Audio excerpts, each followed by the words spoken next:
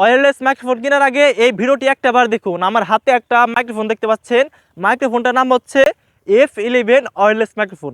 মাইক্রোফোনটার দাম হচ্ছে 1050 টাকা। তো এই বাজেটের মধ্যে আপনারা যারা মাইক্রোফোন কেনার চিন্তা ভাবনা করতেছেন তাদের জন্য এই ভিডিওটি। তো দয়া করে এই ভিডিওটি দেখবেন, তাহলে আপনাদের বড় একটা উপকার হবে, আমি 100% গ্যারান্টি দিয়ে বলতে পারি।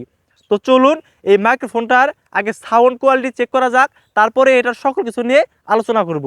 তো আমার হাতে এখন F11 ওয়্যারলেস মাইক্রোফোন আছে।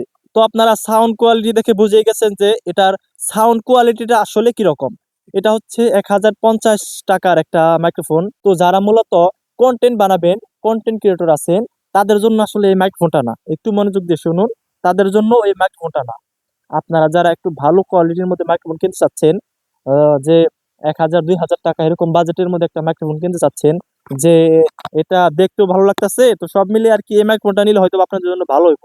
আসলে কিন্তু এটা নিলে আপনি 100% ঠকবেন, কারণ আমার সাউন্ড কোয়ালিটি দেখে বুঝে গেছেন যে এটা কিরকম। এরকম সাউন্ড দেওয়া যদি আপনি ভিডিও আপলোড করেন, আপনার দর্শকরা কিন্তু এই ভিডিও দেখবে না, কারণ এটার সাউন্ড কোয়ালিটি একবারে খারাপ। সব মিলিয়ে এই মাইক্রোফোনটা আপনার জন্য না। তো